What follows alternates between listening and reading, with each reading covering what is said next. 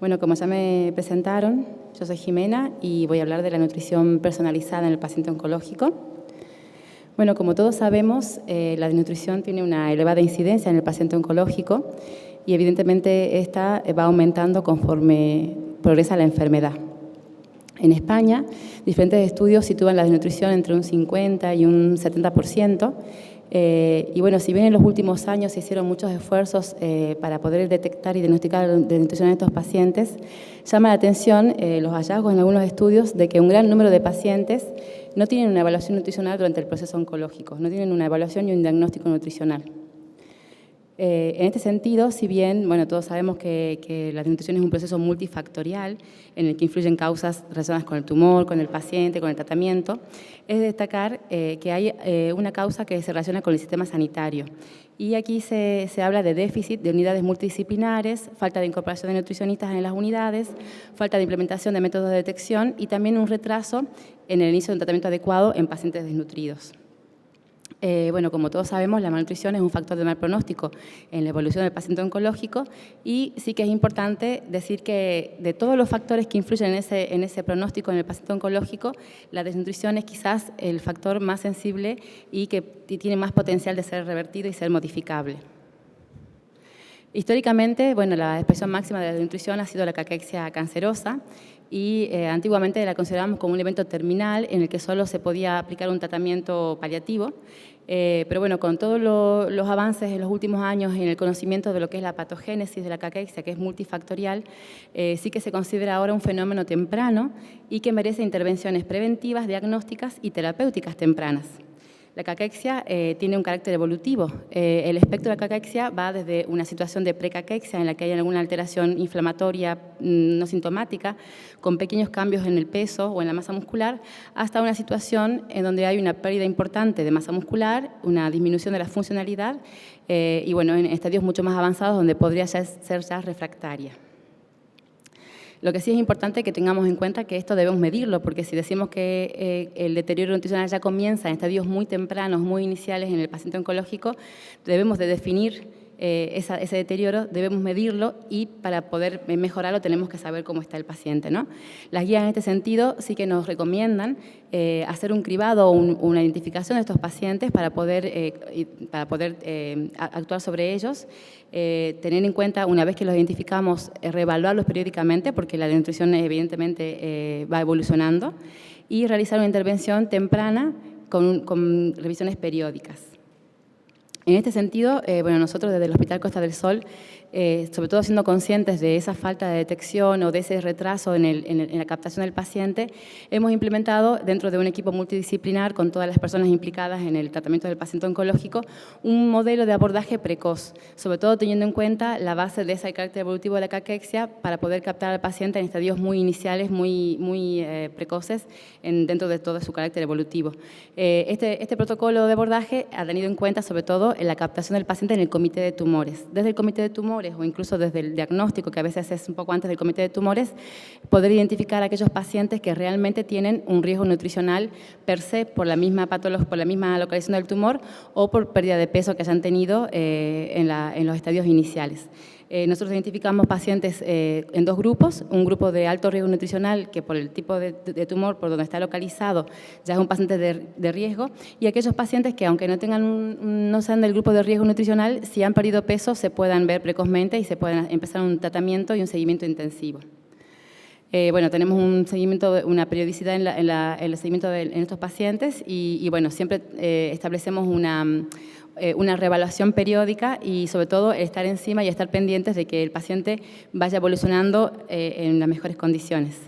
Nosotros utilizamos el Nutri-Score, que es un método de cribado que está validado para paciente oncológico ambulatorio, porque lo hacemos en hospital de día, en los pacientes que reciben quimioterapia. Y bueno, esto evidentemente tiene en cuenta la pérdida de peso, la localización del tumor y también el tratamiento, ¿no? Que nos puede un poco clasificar al paciente y nos puede identificar qué pacientes pueden tener más riesgo o no, según el tratamiento que reciban y según dónde está localizado su tumor y si han perdido peso o no. Esta visión que tenemos de la caquexia en su carácter evolutivo, que va desde un estadio inicial en el que quizás es imperceptible, sí que sienta la base en la que tenemos que tener en cuenta que ese deterioro nutricional, si lo captamos precozmente, podemos hacer algo. El concepto de que la precaquexia y la caquexia pueden ser reversibles sí que nos da la pauta de que podemos actuar precozmente, ¿no? Muchas veces, durante muchos años, hemos pensado siempre que llegábamos tarde al paciente oncológico, porque muchas veces cuando se detectaba algún deterioro nutricional o alguna pérdida de peso, siempre pensábamos que llegábamos tarde, porque a veces nos encontrábamos al paciente en un estado de caquexia refractaria en la que poco podíamos hacer. Si somos precoces y al diagnóstico podemos identificar qué pacientes pueden llegar a tener una precaquexia, bueno, se puede hacer mucho más, ¿no? Y se puede evitar esa evolución y ese deterioro progresivo. Las guías lo que recomiendan, además de hacer un cribado y de identificar a los pacientes, es personalizar mucho lo que es el tratamiento de estos pacientes, ¿no? Como hemos dicho anteriormente, evidentemente la malnutrición es un proceso multifactorial en donde muchísimas causas pueden influir en esa desnutrición, pero bueno, tanto el efecto del tumor en sí como el tratamiento que recibe el paciente pueden influir en la tolerancia, en la percepción del sabor, del gusto, en la saciedad. Entonces tenemos que intentar personalizar al máximo el tratamiento que nosotros ofrecemos al paciente para que realmente tengamos los resultados que estamos buscando. Tenemos que intentar personalizar, individualizar también los aportes, tanto calóricos como proteicos, en base a lo que recomiendan las guías, en donde un aporte de 25 a 30 calorías por kilo y un aporte hasta de 1,5 gramos de proteína por kilo serían suficientes. Y en este sentido, intentar optimizar lo más que podamos la dieta. Si tenemos en cuenta un paciente tipo de 70 kilos con peso ajustado, podríamos ver que son entre 1.750 y 2.100 calorías lo que necesita y unas 105 gramos de proteína por día. Aparentemente, a simple vista, puede parecer fácil de aplicar y podemos decir, bueno, este paciente requiere este aporte calórico y podemos optimizarlo fácilmente. Pero bueno, como les decía, el paciente oncológico a veces es un paciente que tiene anorexia, que tiene saciedad precoz, que tiene muchísima toxicidad por la quimioterapia y que evidentemente a veces llegar a 1.080 calorías, que podría ser relativamente fácil, es complicado en este tipo de pacientes, ¿no? Y sobre todo el aporte proteico, porque muchas veces el aporte calórico podemos llegar quizás, pero el aporte proteico nos va a costar siempre mucho más, ¿no? Sobre todo porque tienen mucho rechazo a alimentos fuentes de proteína de alto valor biológico estos pacientes. Pero en este caso, lo que es la suficiencia nutricional, lo que es el equilibrio nutricional, lo tenemos que conseguir personalizando mucho la nutrición. Tenemos que tener en cuenta siempre las necesidades nutricionales de estos pacientes, calculándolo, haciéndolo de forma individualizada y también ver el grado de digesta espontánea que tiene el paciente. Yo creo que en este punto el implementar un tratamiento estándar para todos los pacientes oncológicos es un error. A veces caemos siempre en la dinámica y en la rutina de 2 suplementos diarios o tantos módulos de proteína en la dieta y lo que tenemos que intentar, además de saber exactamente qué requerimientos tiene el paciente, es ver ese grado de digesta espontánea y poder saber realmente cuánto nos está faltando para llegar a optimizar esos aportes y para poder llegar a optimizar esos requerimientos nutricionales. Bueno, en este sentido tenemos muchísimas herramientas porque, bueno, no solamente podemos enriquecer la dieta habitual, sino que también podemos suplementarla o incluso podemos reemplazarla, ¿no? Por fórmulas completas que tienen todos los nutrientes, los macro y micronutrientes, y esto también puede ser bidireccional. Según el estadio evolutivo en el que esté el paciente, según la situación, si está en tratamiento activo o no, podemos ir de un sitio a otro y tenemos las herramientas para hacerlo. Muchas veces solemos utilizar fórmulas completas, porque bueno, son fórmulas que nos aportan todos los nutrientes y que nos permiten optimizar el aporte del paciente. Pero también tenemos que tener en cuenta que muchas veces el paciente puede llegar bien a cubrir sus calorías, pero no sus proteínas, o puede llegar a cubrir sus proteínas, pero no las calorías no proteicas que necesita. Y para poder llegar a esa suficiencia calórica, podemos utilizar módulos, tanto de proteínas como de alimentos calóricos, en los que no nos aportan todos los nutrientes, pero sí el aporte del nutriente que queremos buscar lo podemos optimizar. Podemos añadirlo a diferentes platos convencionales que facilitarían la ingesta de la comida y podríamos aumentar muchísimo el aporte proteico de esa comida, ¿no? Si nosotros tenemos una sopa en la que solo hay un aporte de proteínas naturales de 5 gramos, podemos llegar a conseguir hasta 25 gramos si utilizamos módulos proteicos, ¿no? Y ahí, bueno, he puesto un poco el ejemplo de cómo podemos aumentar ese aporte proteico si el alimento sería con dieta convencional, alimentos convencionales, o si lo tendríamos suplementado. En el caso de las calorías no proteicas, también podemos utilizar módulos de hidratos de carbono, en la que solo nos aportan, evidentemente, hidratos de carbono, o módulos de lípidos, que serían en este caso el aceite MSD, que es uno de los que más utilizamos cuando enriquecemos las comidas. En este sentido, una buena herramienta es utilizar la maltodextrina, por ejemplo, que sería un aporte de hidrato de carbono, que nos permite mascarar el aceite en las comidas. Si nosotros utilizamos aceite MST y maltodextrina enriqueciendo las comidas, podemos lograr un aporte calórico muchísimo mayor, incluso muy similar a lo que equivale a una fórmula hipercalórica hiperproteica, pero solo con módulos, sin modificar lo que es el sabor y la visión de lo que es un plato convencional, ¿no? Yo me acuerdo cuando, bueno, esto lo cuento como una anécdota, cuando yo trabajaba en Argentina con niños desnutridos, nosotros lo que hacíamos para poder enriquecer su leche era añadirle aceite, porque lo que teníamos un poco para aumentar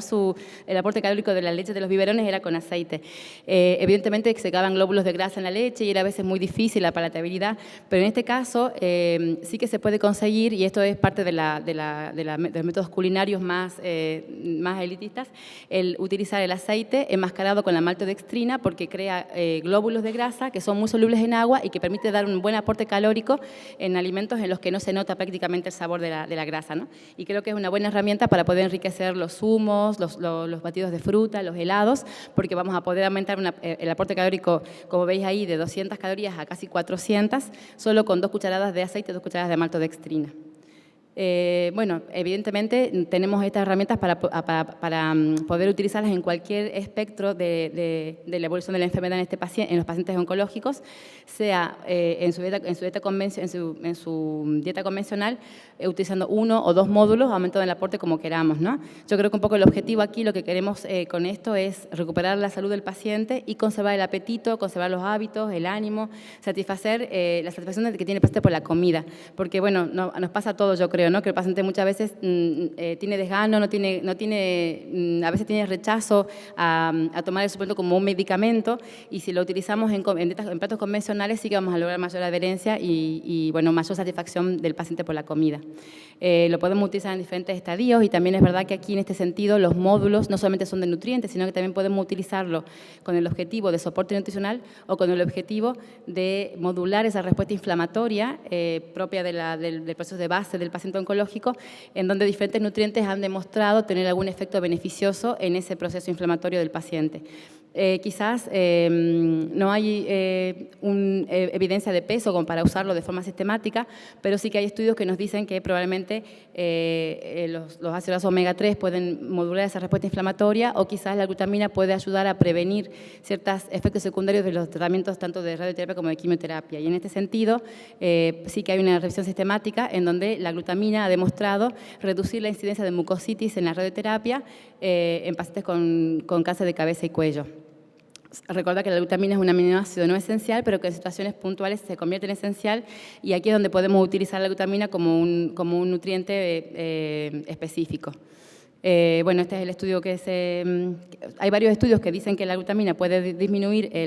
la mucositis post-radioterapia, y es un nicho de pacientes en los que podemos utilizarlo para suplementar la dieta. Además de aportar aminoácidos, aporta también esa protección en la mucosa para prevenir la mucositis. Bueno, un poco por resumir el plano técnico y el plano psicosocial del manejo dietético de estos pacientes, la nutrición modular básicamente lo que nos permite es prescribir por dosis. Podemos dosificar los gramos de hidrato de carbono, de proteínas o de grasas añadidas a la dieta. Podemos individualizar el tratamiento. Evidentemente el sabor depende del alimento, no del suplemento, que eso también nos ayuda un poco a mantener la dieta convencional de forma natural. No aporta volumen extra, y aquí también es muy importante por la saciedad precoz y porque podemos aumentar la densidad calórica de los alimentos sin aumentar el volumen, evidentemente. Y en el plano psicosocial, sobre todo, que el paciente siente que come comida real, que está enriquecida en proteínas o en otros nutrientes, ayuda a conservar las rutinas de hábitos alimentarios, no genera saciedad ni plenitud porque al final es alta densidad energética y no tiene tanto volumen, y también evita la medicalización de la alimentación. Eso creo que es muy importante porque, bueno, lo que siempre vemos en la consulta es que muchas veces el paciente lo toma como un medicamento, y muchas veces esa negativa a tomarlo hace que haya poca adherencia y poco cumplimiento terapéutico. Y en este caso, esto mejoraría mucho el cumplimiento si logramos enriquecer la comida y quitar un poco el paradigma de que es una medicación, ¿no? Y bueno, para llevarnos a casa, más que nada, ya un poco por terminar, creo que voy bien de tiempo, bueno, saber que no hay ningún tratamiento válido si no hay un diagnóstico oportuno y precoz. Si el paciente lo captamos lo más precozmente, creo que más vamos a poder evitar su deterioro y vamos a poder acompañar ese proceso. Bueno, que diferentes situaciones, hay diferentes situaciones, pronósticos y pacientes y nunca podemos estandarizar para todos los pacientes lo mismo, que tenemos que hacer diferentes intervenciones nutricionales muy personalizadas en función de lo que el paciente requiere y lo que el paciente come. Y bueno, que todo esto es un tratamiento dinámico, que es prolongado en el tiempo y que siempre debemos de combinar la dieta con la actividad física. Bueno, muchas gracias.